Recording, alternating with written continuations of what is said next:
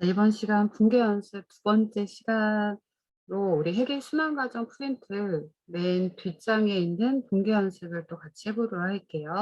그래서 프린트 요 뒷장 준비를 해주시고 이전에 했던 또 자산, 부채, 자본, 수익, 비용 구분했던 내용도 펼쳐두시고 분계 원리 살짝 보고 또 다양한 내용의 분계 연습을 볼게요.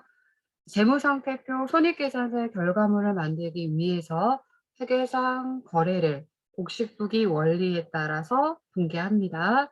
그래서 분계를 할 때에는 가장 기본적으로 하나의 거래 사실을 차변과 대변으로 나누어서 기록을 하는데 차변에 올 수 있는 요소는 4가지, 대변에 올 수 있는 요소는 4가지예요. 그래서 물론 이 형태의 거래 8요소는 결과물을 재무상태표 손익계산서를 만들기 위한 거니까 다시 한번 연결하시면 자기 위치가 증가, 감소는 반대. 그럼 남아있는 잔액이 이 재무상태표 형태로서 각각의 위치에 남아있게 되는 거니까 단순하게 이렇게 연결을 하시고 분계를 하게 되면 차변은 차변의 요소만, 대변은 대변의 요소밖에 올 수가 없어요. 그래서 절대 차변, 대변, 대변 이렇게 나타나지 않기 때문에 차변 또는 대변 어느 한쪽을 먼저 확정 지으신 다음에 차근히 하나씩 연결해 가시면 되고 분계의 마지막은 차변, 대변, 금액, 일치 이렇게 하나씩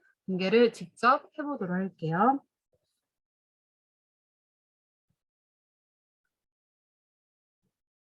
분계 원리를 위한 문제이기 때문에 조금 문제 표현이 다소 상세하지 않을 수 있으니까 단순화시켜서 같이 한번 볼게요. 자, 1번.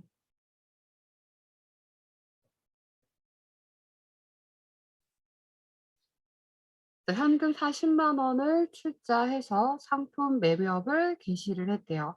우리가 회사가 사업을 시작을 하면 자금을 들고 사업을 시작을 하겠죠. 그 자금이 회사에 뭐가 된다? 자본금이 될 거예요. 그럼 실제로 기업 안에 돈이 이렇게 들어오면 그만큼을 장부에도 그 해당 자금 증가의 기록이 필요하겠죠. 그 내용을 분계하는 거예요. 장부에 기록하기 위한 분계. 현금 40만 원 출자금이라고 했으니까 회사의 현금 자산 증가, 자산 증가는 차변, 현금 40만 원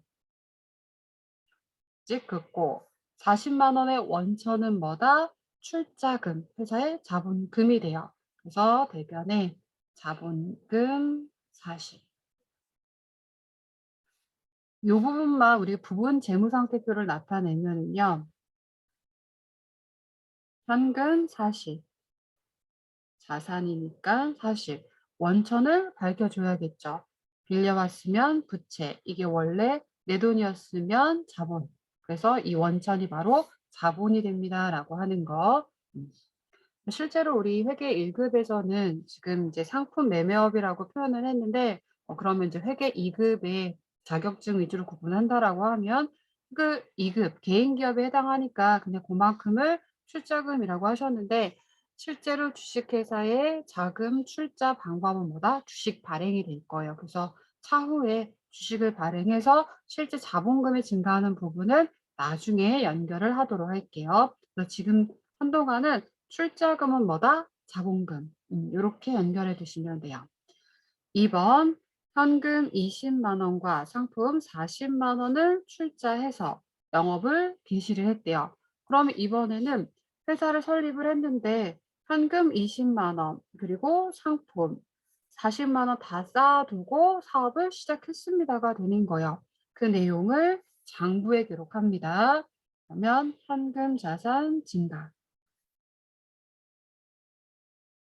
긋고 차변 현금만 증가시키는 게 아니라 장부에 누구도 상품 자산도 증가해 둬야겠죠. 차변에 상품 자산 40만 원. 이게 모두 회사의 뭐다? 자본금. 대변에 자본 증가, 자본금. 그래서 모두 60만 원. 이게 펜 인식이 잘 안 돼서 좀 글씨가 60만 원. 분기의 마지막은 차변 대변 금액 응치. 여러분들은 프린트 얘를 펼쳐 놓고 하셔도 되고요. 또는 요 문제 분개할 때 BS, IS의 간단한 형태를 써놓고 하셔도 됩니다. 3번. 현지 상점에서 상품 10만 원을 매입. 나에게 들어온 거야. 들어오고 현금으로 지급을 했대요. 자산 매입을 했으니까 대가 지급을 해야 되겠죠. 현금으로 나갔습니다. 증가하는 자산 차변, 감소하는 자산 대변, 또는 들어오면 차변, 나가면 대변, 들차나대. 단순화시켜서 이렇게 분계 연습을 해두셔도 돼요. 또 그렇게 하다 보면 원리를 연결하실 수 있습니다. 10만 원. 찌끄고 현금 들어왔으니까 나간 거, 대가 지급한 거, 현금 자산 10만 원. 하나의 거래 사실을 차변과 대변의 원인과 결과로 나누어서 이렇게 분개했습니다. 4번. 상품 7만 원을 매출을 하고 대금은 현금으로 받았대요. 자, 3번은 매입의 거래였더라면 4번은 매출 거래죠. 회사가 상품을 판매해서 돈을 버는 거예요. 매출은 뭐다? 수익 발생. 수익 발생은 어디? 대변이요. 또는 현금으로 받았습니다가 더 연결이 쉽다라고 하면 쉬운 것부터 연결하시면 돼요. 현금 들어왔으니까 차변에 현금 자산 증가 7만 원 찌긋고 대변에 오는 항목 또는 매출이 수익이고 수익 발생은 대변. 근데 어차피 하나를 고정시키니까 비어있는 곳은 대변이 되겠죠. 대변에 올 수 있는 항목 수익. 이때 수익은 뭐다? 상품을 매출한 수익이니까 상품 매출. 만약에 제품 판매, 제품 매출이라고 하면 제품 매출 수익을 쓰시면 되세요. 5번 상계상점에서 상품 15만 원을 외상으로 매입을 했대요. 그러면 3번과 대비를 해보면 상품 매입하고 현금 지급. 이번 거래는 상품을 매입했는데 외상으로 매입한 거래. 상품 매입 들어왔으니까 자산 증가 차변 15만 원. 즉 대금을 줘야 되는데 외상이니까 다음에 돈 나가겠죠. 갚아야 될 의무니까 부채 증가고 이때 부채는 주된 상거래에서 외상이니까 외상 매입금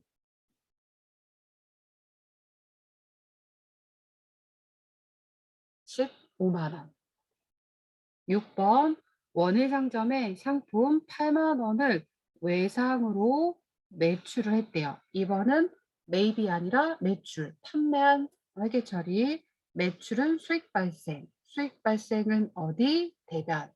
대변에 찌긋고 상품 매출이라고 하는 수익 8만 원. 그럼 얘는 4번과 이렇게 비교를 하시면 물건을 팔았으니까 우리는 대금을 받아야 돼요. 그런데 이번에는 상품을 매출을 하고 외상 거래를 했대요. 그럼 팔았으니까 물건 나갔으니까 판매 수익 발생. 그만큼 돈 받을 권리가 생기니까 차변에 받을 권리도 자산. 돈 받을 권리라는 자산이 차변에 증가. 주된 상거래에서 받을 권리 외상 매출금.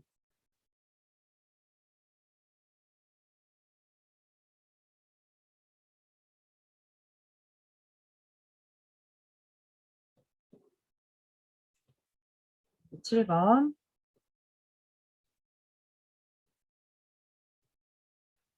수원상점에서 상품 30만 원을 매입하고 30만 원 나에게 들어왔으니까 30만 원이란 대금을 지급을 해야 돼요. 대금 중 10만 원은 현금 지급하고 잔액은 외상으로 했대요. 우리가 물건을 구입을 했을 때 일부는 현금, 일부는 뭐 보통이금 또는 외상으로 하는 경우가 있겠죠. 하나씩 차근히 연결해 볼게요. 상품 들어왔으니까 상품이라는 자산이 차변에서 증가. 찌끄고 그럼 상품 들어왔으니 30만 원만큼 대금 결제해야 되는데 10만 원만 현금 지급. 대변의 현금 자산 감소. 분기의 마지막은 차변 대변 금액 일치. 나머지 20만 원만큼 외상을 했으니까 돈 나가야 되는 부채. 부채의 증가는 어디? 대변. 그래서 이때 부채는 주된 상거래에서 부채니까 외상 매입금. 차변 대변 금액 일치. 8번 은지상점에 상품 50만 원을 매출 50만 원치를 팔았으니까 50만 원만큼 대금을 받아야겠죠. 자, 이번에는 대금 중에 30만 원은 현금 받고 나머지는 외상 거래했대요. 그러면 쉬운 거부터 하시면 돼요. 실제 거래는 매출의 거래이긴 한데 이 매출 인식, 수익 인식이 바로 연결이 안 되시면 뭔가 현금 받았다. 현금 나가고 들어온 게 조금 더 쉽게 연결되실 거니까 현금 들어왔습니다. 먼저 연결해 보시면 돼요. 현금 받은 건 자산 증가니까 차변에 30만 원. 그리고 나서 찍 그어두고 돈이 왜 들어왔지를 연결하시면 돼요. 왜? 매출을 해서. 그럼 대변에 올 수 있는 항목은 자산 감소, 부채 자본 증가, 수익 발생, 매출 거래니까 수익, 상품 매출. 얼마? 50만 원. 50만 원치 팔았으니까 50만 원 받아야 되는데 30만 받고 나머지는 외상. 주된 상거래, 주된 매출에서 외상이니까 차변에 20만 원만큼 돈 받을 권리 자산 증가, 받을 권리 외상 매출금. 연결되셨나요?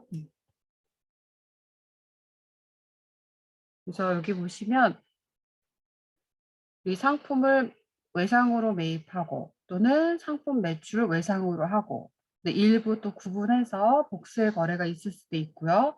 그러면 상품은 외상 매입하면 나중에 이 외상 대금은 갚아야 될 거고요. 매출, 외상 매출을 하게 되면 이 외상 매출은 나중에 회수를 해야 되겠죠. 그 내용들이 9번, 10번으로 연결됩니다. 자, 9번. 다손상점의 외상 매입금. 자, 바로 연결 안 되실 수 있으니까 아직은 제가 부채라고 써놓은 거예요.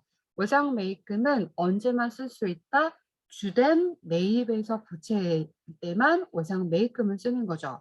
부채니까 어디에? 대변의 존재에 있었겠죠. 부채에 외상 매입금이 이렇게 있었다라고 보시면 돼요.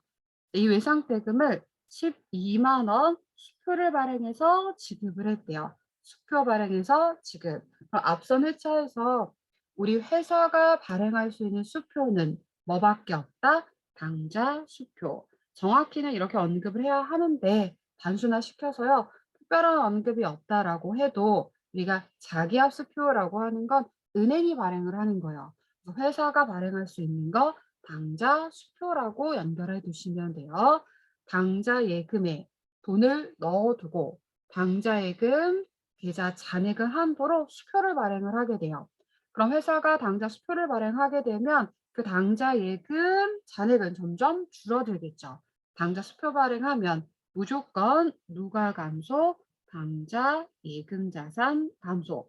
지난번 프린트 오른쪽 상단에 정리해뒀던 거 참고해서 연결하시면 돼요. 그리고 얘는 앞으로는 현금 지급했습니다. 보통 예금에서 이체했습니다. 만큼이나 아주 단순화시켜서 연결하셔도 됩니다. 당좌 수표 발행하면 무조건 당좌 예금 감소. 부채 수표 발행해서 갚았으니까 부채 감소는 차변, 대변? 차변이죠. 차변의 외상 매입금 12만 원. 부채 감소, 당좌 예금 자산도 감소. 부채를 상환하느라고 내 당좌예금 자산도 감소가 일어났습니다. 그래서 하나의 거래를 이중적으로 표시를 해줬어요. 우리는 복잡하지만 이렇게 복식분기 원리로서 분개를 하는 거고요. 10번 볼게요. 미선상점의 외상 매출금. 외상 매출금은 주된 매출에서의 외상 거래일 때만 쓸 수 있는 채권 자산이요. 그래서 이 주된 매출에서의 받을 권리 자산이기 때문에 얘를 회수를 하게 되면 이 받을 권리 자산은 어디에서? 대변에서 감소를 하겠죠. 근데 아직은 여러분들이 외상 매출금 자산 회수하면 자산 감소 바로 연결이 안 되신다면 쉬운 거부터 역시 연결하시면 돼요. 현금 회수의 표현이 조금 더 쉽겠죠. 현금이 들어왔습니다니까 차변에 들어온 거 현금 자산 17만 원 그리고 찍 돈이 왜 들어왔는지를 연결하시면 돼요. 기존에 매출한 외상대금이 들어왔습니다로 연결하니까 대변에 외상 매출금 17만 원 그래서 외상 매출금이라는 돈 받을 권리 자산이 회수했으니까 현금 들어왔으니까 이제 더 이상 받을 권리는 없겠죠. 장부에서도 이렇게 제거합니다. 실질 이 문제랑 연관된 건 아니지만 이전 동기가 이렇게 되어 있었을 거다라는 얘기예요. 실물은 없지만 받을 권리 자산 증가했다가 회수하면 감소.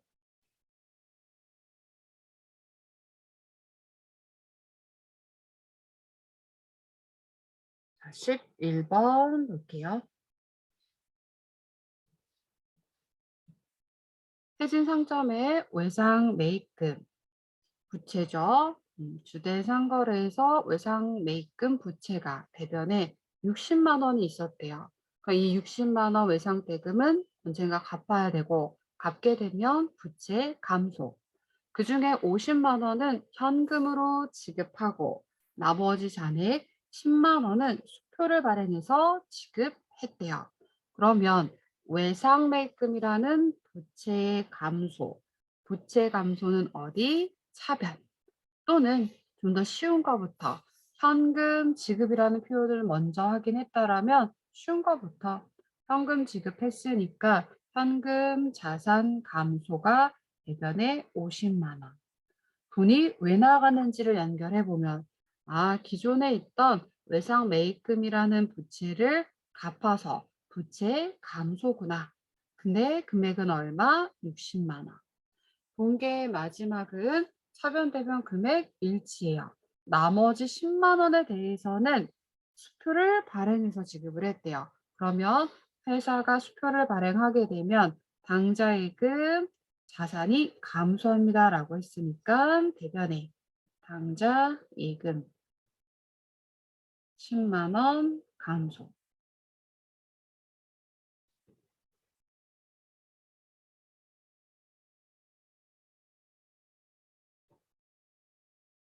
12번 레이디 가구점에서 영업용 책상. 자, 책상 사왔는데 뭐가 중요하다? 목적이 중요한 거죠.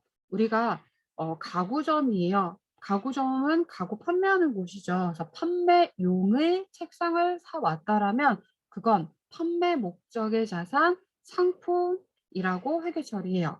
근데 영업에 사용하기 위해서 또 책상을 별도로 구입할 수 있겠죠. 영업에 사용하기 위한 책상이라고 하는 자산을 뭐라고 불러야죠? 비품이라고 부릅니다. 8만 원을 구입했대요. 나에게 온 거예요. 책상이란 자산이 증가했으니까 자산 증가는 차변. 그럼 증가하는 자산의 이름은 비품. 8만 원. 찍고 대금은 당좌 수표를 발행해서 지급. 당좌 예금에 돈을 넣어두고 그 잔액을 한도로 수표 발행을 하는 거니까 당좌 수표 발행하면 무조건 대변에 누가 감소한다?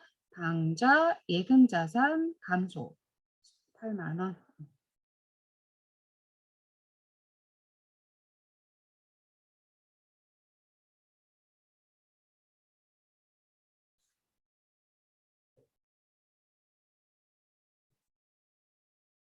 13번 볼게요. 대여금에 대한 이자래요. 대여라고 하는 건 뭐예요? 빌려주는 거죠. 뭐를? 돈을. 돈을 왜 빌려줄까요? 돈을 왜 빌려줘요? 이자 받기 위한 거죠. 현금만 쌓여 있다라고 하면 기업 입장에서는 이 현금 그 자체만으로는 수익 창출이 일어나지 않기 때문에 다양한 형태로 우리 투자를 할 수 있겠죠. 그중에서 가장 일반적인 수익 창출을 할 수 있는 부분이 뭐 은행이나 이런 데 돈을 빌려주고 거래처에 돈을 빌려주고 이자를 받는 거예요. 그래서 대여금에 대한 이자는 내가 받는 거니까 이자 수익에 해당할 거고요. 또는 문제 표현에서 현금 받다의 표현도 있죠. 그럼 쉬운 거부터 연결하시면 돼요. 지금 13번의 거래는 돈을 빌려줬다가 아니라 빌려준 대여금에 대한 이자를 현금으로 받았습니다니까 이자 수익에 대한 인식만 하시면 됩니다. 현금 받다. 얘가 조금 더 쉬운 표현이니까 현금 자산 차변에서 3만 원 증가. 돈이 왜 증가했다? 이자 수익 발생. 수익 발생은 대변이고 이자 수익이라는 이름으로 3만 원 연결. 14번 차입금에 대한 이자요. 반대가 되겠죠. 차입은 빌린 거요. 차입금이니까 돈을 빌렸죠.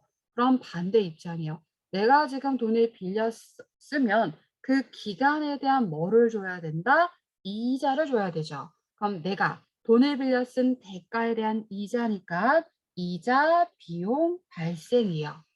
또는 문제 표현에서 10만 원의 이자만큼을 현금으로 지급하다의 표현이 있어요. 그럼 얘도 쉬운 거부터 연결하시면 대변에 현금 자산 감소 지급이니까 10만 원. 그러면 13번, 14번 모두 이자이지만 차변에 올 수 있는 항목은 뭐가 된다? 비용 발생. 대변에 올 수 있는 항목은 수익 발생. 이렇게라도 연결을 해 보실 수 있습니다. 차변에 오는 애는 이자, 비용. 10만 원.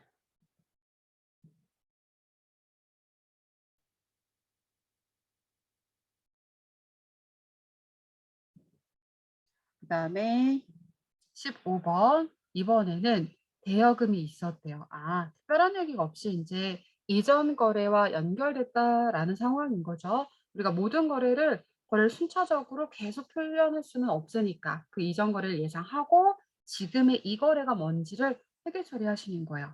대여금, 돈을 빌려주고 받을 권리가 있었대요. 돈 빌려주고 받을 권리가 있으면 특별한 얘기가 없다면 단기 대여금이라고 표현을 하죠. 단기 대여금과 돈을 빌려줬으니까 빌려준 대가인 이자 수익이 되겠죠. 4만 원을 현금으로 회수했대요. 그러면 돈 받을 권리가 어디에? 자산이니까 차변에 있었겠죠. 회수하면 그 받을 권리 이제 받았으니까 더 이상 받을 권리 행사할 수 없으니까 받을 권리 자산 대변에서 감소. 이게 지금은 아직은 바로 연결되지 못할 수도 있어요. 그럼 쉬운 거부터 현금 횟수니까 차변에 현금이 들어왔겠죠. 얼마가? 대여해준 원금과 이자 총 44만 원. 찍 긋고 뭐가 들어왔는지 연결하시면 돼요. 기존에 빌려준 단기 대여금 40만 원. 돈 빌려준 거에 대한 이자 4만 원. 대여금에 대한 이자는 대변에 올 수 있는 건 수익 발생, 이자 수익. 네, 이전에 한번 이것도 연결을 해볼까요? 우리가 돈을 빌려주게 되면 어떤 회계 처리를 했을까요? 대변에 현금이나 보통예금 등으로 돈이 나갔을 거고요. 돈을 빌려줬으니까 이제 뭐가 생긴 거다? 돈을 빌려주고 받을 권리가 생기니까 받을 권리 자산. 그래서 차변에 받을 권리라는 자산이 증가되어 있다가 이제 회수했으니까 드디어 받았으니까 받을 권리 대변에서 없어진 겁니다. 하나씩 또 떼어서 연결해 보세요. 우리가 이제 단순하게 붕괴 원리를 배우고 붕괴를 다양하게 이제 연습을 해서 실력을 쌓아가는 과정인데 그럼에도 이러한 거래들이 생소할 수 있어요. 그래서 뭐 회사 경험이 없다던가 그러면 이제 회계부서의 업무들이 좀 생소하다라고 하면 이 문제 유형 자체만으로 낯설 수 있기 때문에 분계도 단순히 거래 판례서 가지고도 연결해 보시고 그러면서도 이게 어떤 거래인지도 한번 연결을 해 보시면 되세요. 16번. 차입금 60만 원. 그럼 차입금은 뭐다? 돈을 빌린 거예요. 그 돈을 빌려서 내가 받았다면 나중에 갚아야 되는 부채가 있었겠죠. 그럼 이번에는 이 이전의 거래부터 먼저 해볼게요. 60만 원을 빌렸었대요. 그럼 내 입장에서 60만 원 돈이 들어왔었겠죠. 현금 60. 지금 내가 돈을 차입했으니까 얘는 나중에 갚아야 되니까 부채 증가. 부채 증가는 대변. 특별한 얘기가 없다라면 단기 차입금의 부채.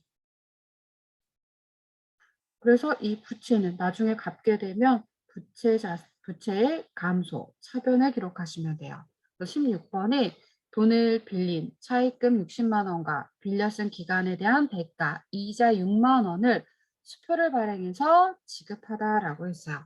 그럼 부채 갚았으니까 또는 수표 발행했으니까 뭐 부채 갚으면 부채 감소는 차변, 수표 발행했으니까 회사에 뭔가 자원의 유출이 있는 거죠. 자산 감소. 둘 중에 조금 더 쉽게 연결되는 어느 한쪽을 먼저 확정 지어 주시면 돼요. 부채 감소부터 해볼까요? 단기 차입금 60. 찍긋고 수표, 회사가 발행할 수 있는 수표는 누구다? 당좌 수표. 회사가 당좌 수표를 발행하면 무조건 당좌 예금에 들어있는 돈 줄어듭니다라고 했으니까 당좌 예금 감소. 그런데 60만 원만 지급한 게 아니라 이자도 같이 나갔다라고 했으니까 66만 원. 분기의 마지막은 차변 대변 금액 일치. 차이나는 6만 원만큼 차입금에 대한 뭐가 이자가 차변에 올 수 있는 건 이자 수익 올 수 없죠. 수익 발생은 대변이요. 차변에 이자 비용 이렇게 분계를 연결하시면 돼요.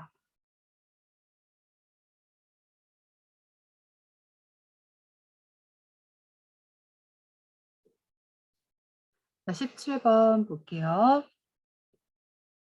전화요금 25,000원 현금으로 지급을 했대요. 자, 우리 전화 사용요금이죠. 우리가 경영활동 수익을 얻기 위해서 지출되는 비용이요. 비용 발생은 차변 또는 현금 지급이 있으니까 현금 자산 감소는 대변. 쉬운 거부터 연결. 그래서 대변에 현금 자산 25,000원 감소. 잘렸고 전화 요금은 통신비라고 하시면 돼요. 통신비 25,000원. 펜인식이 좀 그래서 글씨가 다소 근데 알아보시겠죠? 그다음에 18번 공장 전기요금 그리고 공장의 수도요금 3만 원을 현금으로 지급을 했대요. 현금 자산 감소는 대변. 전기, 수도 사용요금은 비용 발생 연결되시죠? 그러면 공장의 전기 요금은 우리 요거 구분했습니다. 본사와 공장. 우리 본사는 전기나 수도 사용요금이 크게 구분의 의미가 없습니다라고 해서 본사였다라고 하면 수도 광열비라고 하는 이름을 쓸 거예요. 근데 제조 공장은 공정에 따라서 전기 사용, 전력, 사용량 다를 수 있겠죠. 공정에 따라서. 그래서 구분해서 별도의 이름을 씁니다라고 해서 이미 연결하셨어요. 그래서 공장은 전력비라고 하시면 되고 2만 원. 수도 요금은 가스, 수도료. 공장과 본사가 같은 이름 써요. 공장 전화요금이면 통신비, 본사에서도 통신비 동일하게 씁니다. 코드만 바꿔줄 거예요. 공장 거, 본사 거. 그런데 이렇게 이름 자체가 구분되는 거 얘밖에 없습니다. 라고 해서 이미 연결하셨죠? 얘 말고 하나 더 있는 거는 급여와 관련된 거, 임금이라고 하는 거 정도만 따로 연결하시면 돼요. 그래서 공장. 만약에 여기 문제에서 본사입니다라고 하면 수도관여비를 쓰시면 돼요. 대변에 현금 지급 5만 원. 19번 우리 회사가 상기업 또는 제조기업이요. 그 말은 상품을 판매하거나 제품을 만들어서 판매를 하는 건데 19번의 표현은 이 상품을 내가 판매한 게 아니라 중간에 중개 알선을 했대요. 그 말은 내 용역을 제공했다라는 거고 용역을 제공하고 그 수수료, 대가를 받았습니다가 돼요. 그러면 이때는 뭔가 내 용역을 제공하고 대가 받았으니까 수익이에요. 그런데 상품을 팔아서 생긴 수익이 아니니까 주된 수익이 아니라 즉 상품 매출이 아니라 이때는 뭐라고 부르자? 수수료, 수입 수수료라고 하시면 되죠. 수입 수수료. 그러면 현금 받다 먼저 기록하시면 현금 3만 원. 대변에 올 수 있는 항목은 수익 발생. 이때 수익은 수입 수수료. 자주 등장하지는 않지만 그래서 더 기억해 두세요라고 했어요. 한 번 더 써보면 내가 용역을 제공하고 대가를 받으면 그때는 수익의 항목입니다. 내가 용역을 제공받고 대가를 지급하면 대변에 돈 나갈 거고 차변에 비용 발생이 되겠죠. 그때 오는 항목은 수수료 비용이라고 하시면 되세요. 20번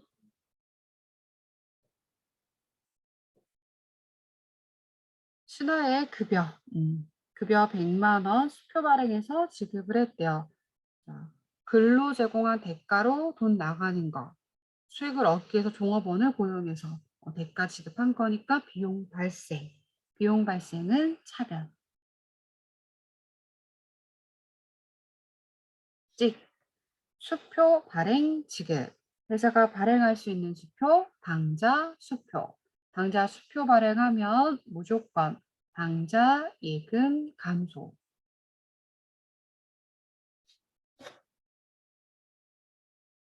21번 사무실을 임대를 했대요. 자, 이 말은 내가 임대인이고 빌려줬다라는 거죠. 그 임대를 해줬으니까 임대료 대가를 받으면 돼요.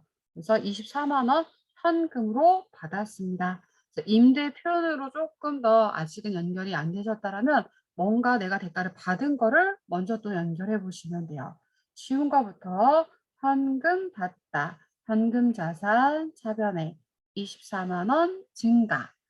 임대해주고 받은 거니까 대변에 수익 발생이요. 이때 수익은 임대료라고 부릅니다. 24만 원. 반대에 사무실을 빌렸대요. 빌리는 걸 임차라고 하고요. 빌려 썼으니까 반대로 대가를 지급을 하면 돼요. 빌려 쓴 임차료는 우리 사무실을 왜 빌렸어요? 영업을 하기 위해서, 돈 벌기 위해서, 수익 창출하기 위해서 나간 거니까 비용 발생. 비용 발생은 차변. 이때 비용은 임차료라고 부릅니다. 또는 역시 현금 지급 먼저 회계 처리를 해 두시고 비어있는 차변의 요소를 고민해 보셔도 되세요. 차변에 올 수 있는 항목은 뭐였다? 비용 발생. 그 위로는 어떤 것들이 자산이 증가하거나 부채, 자본의 감소, 비용 발생 이렇게 또 연결해 보실 수 있고요.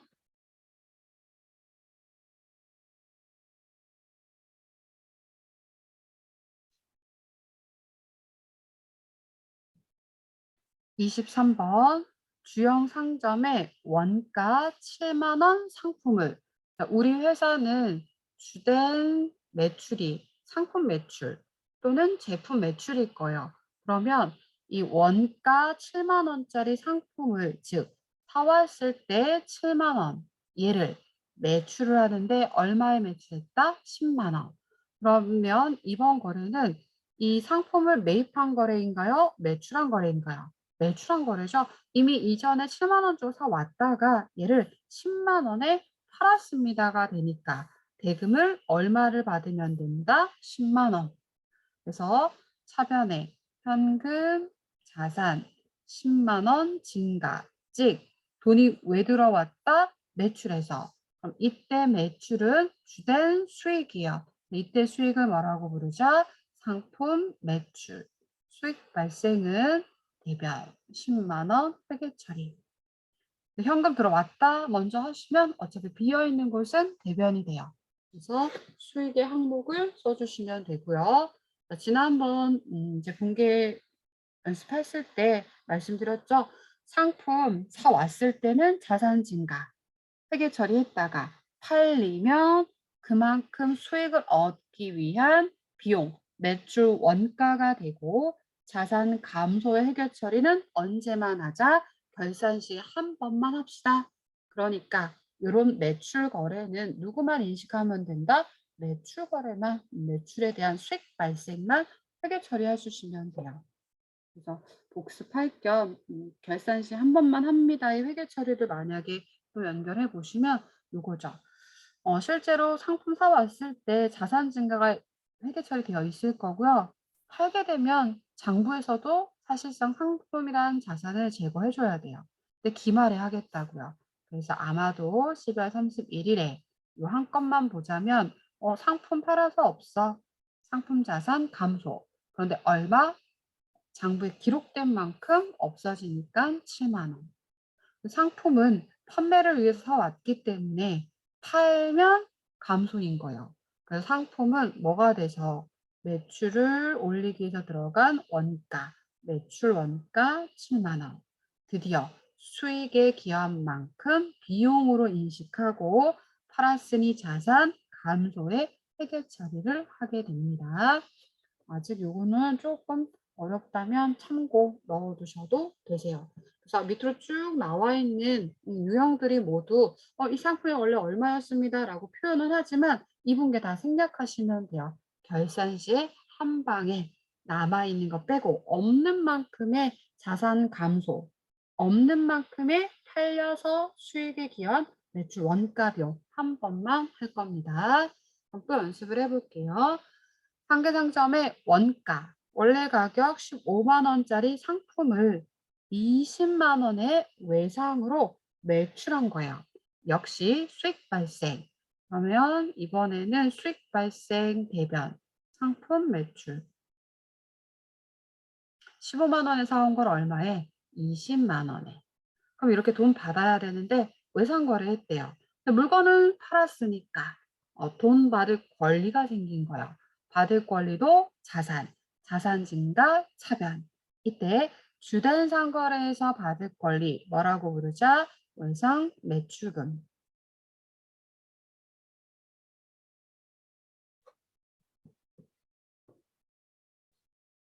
그다음에 25번.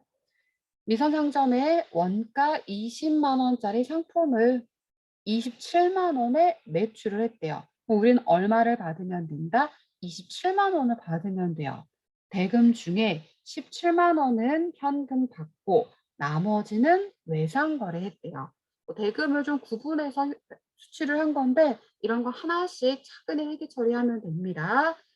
매출은 수익 발생 꼭 기억을 해두세요. 매출은 수익 발생.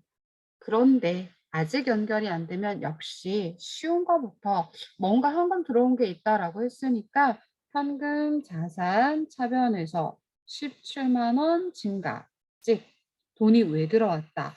물건을 팔아서 수익 발생. 이때 수익 발생 상품 매출 27만 원. 27만 원 중에서 현금으로 17만 원을 받은 거고요. 나머지는 외상을 했대요. 동계의 마지막은 차변 대변 금액 일치. 차변에 나머지 금액 10만 원만큼은 상품을 매출했는데 외상. 돈 받을 권리. 주된 상거래에서 받을 권리. 외상 매출금. 대금 횟수가 이렇게 구분되어지는 경우 있을 수 있겠죠. 26번. 수원상점 원가 30만 원 상품을 이번에는 50만 원에 매출을 했대요.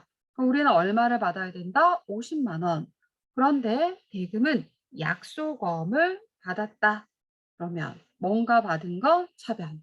어음 받았대요. 그럼 어음 받았다고 중요한 게 아니라 주된 상거래에서 어음을 받았을 때만 뭐라고 부르자? 받을 어음.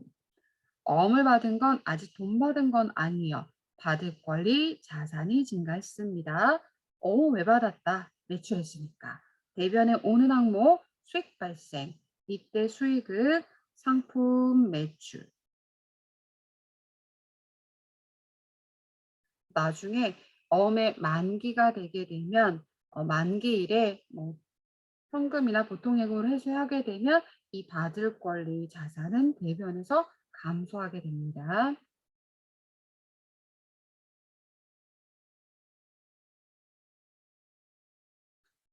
7번 유리상점 원가 40만 원 상품을 이번엔 52만 원에 매출을 했대요. 매출은 뭐다? 수익 발생. 수익 발생은 어디? 대변. 52만 원에 팔았으니까 52만 원 받으면 돼요. 그 중에서 20만 원은 약속 어음을 받고 또 나머지 잔액은 외상했습니다. 하나씩. 수익 발생은 대변. 상품 매출이라는 수익. 차변에 어음 받다. 주된 상거래에서 어음을 받았을 때면 받을 어음 20만 원. 분기의 마지막은 차변, 대변, 금액 일치. 잔액 외상이에요. 그러면 32만 원만큼은 주된 상거래에서 외상거래. 받을 권리는 외상 매출금. 여러분 보시면 이 받을 어음이나 외상 매출금은 현금 받은 거 아니죠. 다 채권이요. 받을 권리입니다. 그런데 이 외상 매출금은 그냥 단순하게 신용거래라고 보시면 돼요. 그냥 한 달 있다 돈 받기로 했습니다. 그 외상 매출금. 일반적인 신용거래. 네, 받을 어음이라고 하는 거는 실질적으로 어음을 수취하는 거래요. 지정된 날짜에 지정된 장소에서 지정된 금액을 꼭 주기로 하는 어음을 발행해서 주게 되면 그 어음을 받게 됐을 때 돈 받을 권리는 이렇게 외상 매출금과 구분해서 회계 처리합니다. 뒤에서 또 좀 더 정확하게 배우도록 할게요. 28번. 소유 중인 어음 대금. 그럼 이제 또 앞선 거래를 전제하고 있는 거예요. 뭐 특별한 얘기가 없더라면 원칙은 주된 매출 거래에서 어음을 받아놨습니다. 라고 표현을 하는 게 좀 더 정확한 표현이 될 건데 단순화시켜 볼게요. 그래서 소유 중인 어음 대금. 뭐 주된 상거래에서 어음을 받아둔 게 있습니다. 그럼 어음 받은 건 돈 받은 게 아니니까 받을 권리 자산으로서 뭐다? 차변에 존재하는 자산에 해당을 하겠죠. 제가 아직 연결이 잘 안 될 수 있기 때문에 써 놓은 거예요. 소요 중엔 어음은 받을 어음이라고 회계 처리되어 있겠지. 누구? 받을 권리 자산. 어디에 있었다? 차변. 그럼 이 받을 권리 만기가 돼서 당점 우리 회사 당좌예금 계좌로 입금됐대요. 아, 받을 권리 드디어 받았구나. 또는 당좌예금에 돈 들어왔습니다. 먼저 연결. 당좌 예금 입금. 그래서 30만 원 들어왔는데 뭐가 들어왔다? 기존에 받으러온 받을 권리 받았으니까 없어지면 돼요. 받으러옴이 들어왔습니다.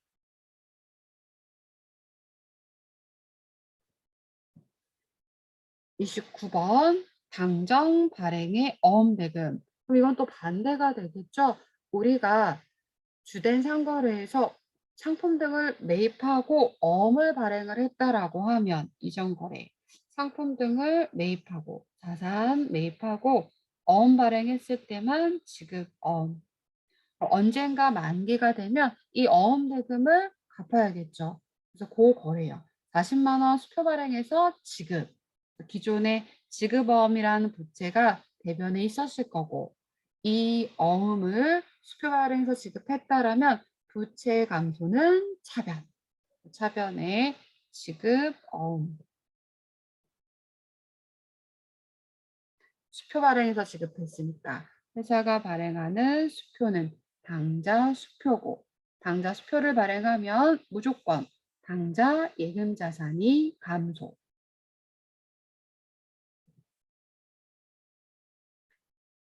두 문제 남았네요. 30번.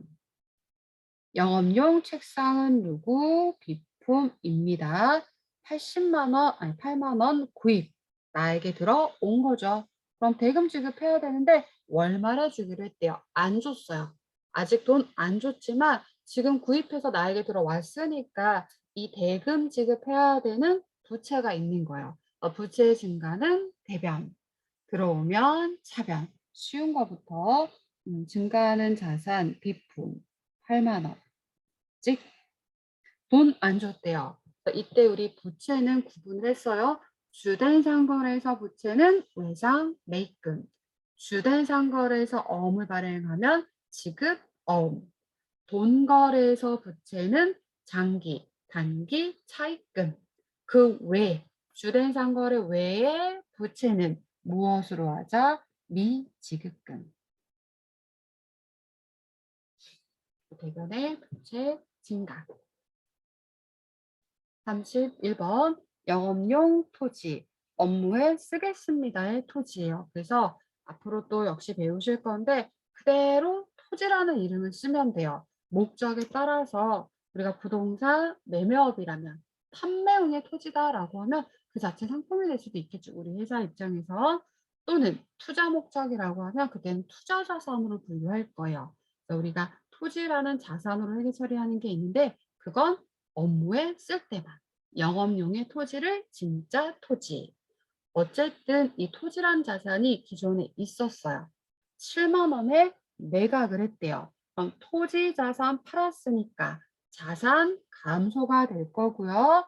7만 원 받아야 되는데 다음에 받기로 했대요. 그럼 받을 권리가 생기겠죠. 받을 권리도 자산이니까 자산 증가 차변. 하나씩 해볼게요. 토지 팔았으니까 토지 자산 대변에서 7만 원이 감소. 돈 받아야 되는데 나중에 받기로 했으니까 받을 권리. 주된 상거래가 아니니까 미수금 7만 원. 받을 권리 자산에 해당합니다. 네, 이렇게 회계 처리하시면 돼요. 답만 맞췄다가 중요한 게 아니라요. 반드시 같이 공개를 하면서 다양한 거래들도 익혀보시고 그 내용에 맞게 바로바로 어떤 거래인지를 파악하시고 분계가 좀 원활하게 되는 연습을 하셔야 됩니다. 같이 하셨다면 꼭 반드시 혼자서도 문제 읽고 혼자 분계하는 연습을 꼭 해보세요. 분계는 펜을 들고 반드시 쓰고 시작을 하셔야 돼요. 어느 한쪽이든 먼저 회계 처리를 하고 하나씩 연결하셔야지 자꾸 읽기만 하시면 분계가 잘 되지 않으실 거예요. 그래서 거래 8요소까지 연결하셔서 분계 연습 잘 해보세요. 예, 수고하셨습니다.